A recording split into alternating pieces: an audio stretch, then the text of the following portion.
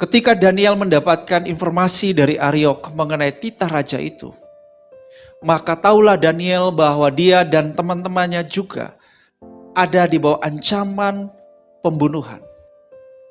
Sebentar lagi mereka akan mengalami kematian.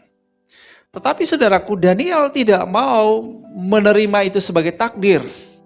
Daniel tidak mau menerima itu sebagai kenyataan yang harus mereka alami. Dia nggak mau mati konyol, saudaraku. Dia nggak anggap sudah jadi nasib nih. No. Nah, saudara, ini menarik sekali untuk kita belajar dari seorang Daniel ini, saudaraku. Saudara, sebagai seorang beriman, kita ini, saudara, setiap hari sebetulnya ada di bawah ancaman setan. Karena seperti Anda tahu bahwa misi daripada iblis adalah apa, saudaraku? Dia datang untuk mencuri, membunuh, dan membinasakan. Dan targetnya siapa? Targetnya adalah kita, saudara. Iblis, saudaraku, mau menyerang kita setiap hari dan mau membinasakan kita. Tetapi hidup oleh iman berarti kita tidak menyerah.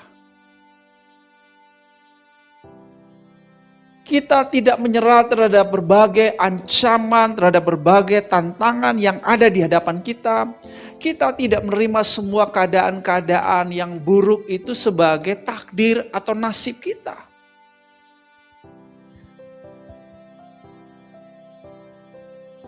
Tapi kita punya iman bahwa Tuhan selalu punya rancangan yang sungguh amat baik buat kita. Kita selalu punya iman bahwa di dalam Tuhan selalu ada jalan keluar. Pasti ada caranya Tuhan. Jadi saudara, kita selalu ingat janji Tuhan buat kita dalam Yeremia 29 ayat 11.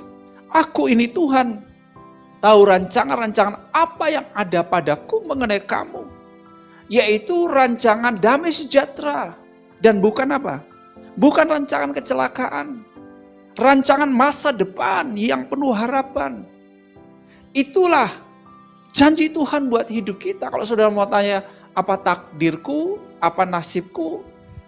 Baca Yeremia 29 ayat 11. Jadi jangan begitu saja terima keadaan-keadaan yang buruk itu sebagai takdir, sebagai nasib yang harus diterima begitu saja. Seringkali itu menjadi sebuah alat setan, atau itu adalah tipu muslihat setan, atau itu adalah pekerjaan setan untuk mencuri shalom dalam hidup kita, untuk membunuh iman kita, dan untuk membinasakan kita. Orang beriman tidak menyerah kepada nasib buruk atau takdir setan. Kita harus berani menghadapi ancaman iblis dengan iman. Katakan amin. Kita tidak boleh menerima begitu saja rancangan iblis bagi kita. Sebab rancangan iblis adalah rancangan kecelakaan, rancangan sakit penyakit, rancangan kematian, rancangan malapetaka, rancangan-rancangan keburukan, rancangan-rancangan kebinasaan. Itu bagian daripada rancangan iblis. Kita harus hadapi semuanya dengan iman untuk menggagalkan rancangan iblis.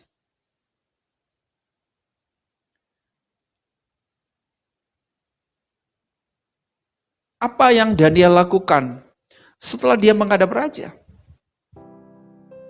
Dia mengajak 3 orang teman-temannya berdoa.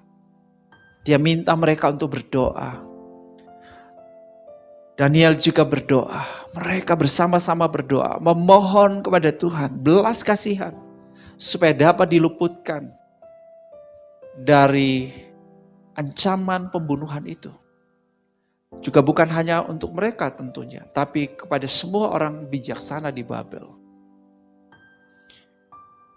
Yesus mengajar kita untuk berdoa demikian, tercatat dalam Matius 6 ayat 13. Dan janganlah membawa kami ke dalam pencobaan, tetapi lepaskanlah kami daripada yang jahat. Jadi saudaraku, ada pencobaan yang terjadi dalam hidup kita karena keinginan kita, tetapi juga ada pencobaan dari iblis. Jadi seharusnya ini menjadi doa kita supaya saudara kita dilepaskan dari segala yang jahat. Dilepaskan daripada rancangan-rancangan kebinasaannya iblis. Dilepaskan daripada semua maksud buruk iblis bagi hidup kita.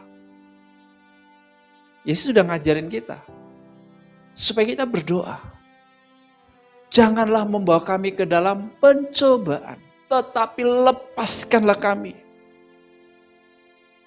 dari segala yang jahat.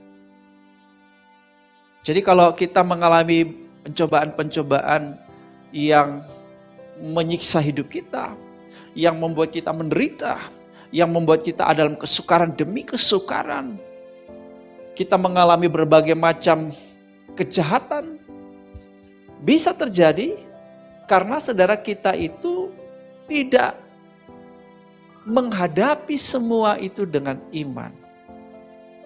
Jadi penting sekali untuk kita menghadapi semua itu dengan iman. Jangan berpikir itu bagian daripada rancangan Tuhan buat hidup. Kenapa? Karena jelas Yesus bilang berdoalah demikian. Supaya saudara kita dijauhkan dari segala pencobaan. Dilepaskan dari segala yang jahat. Nah selanjutnya ada petunjuk apa yang harus kita lakukan, bagaimana cara kita menghadapi semua itu. Ya, dengan doa, yes. Tetapi saudara, Tuhan mau kita juga mengenakan seluruh perlengkapan senjata Allah. Tercatat dalam Efesus 6 ayat 10 dan 11. Dikatakan supaya kita kuat di dalam Tuhan. Jadi Tuhan mau kita tetap kuat di dalam Dia, di dalam kekuatan kuasanya. Nah, kenakanlah, ini yang Tuhan mau kita lakukan. Kenakanlah seluruh perlengkapan. Jadi doa itu salah satu perlengkapan, tapi masih ada perlengkapan-perlengkapan senjata Allah yang lain. Kenakan seluruh perlengkapan senjata Allah supaya kamu dapat bertahan. Melawan apa?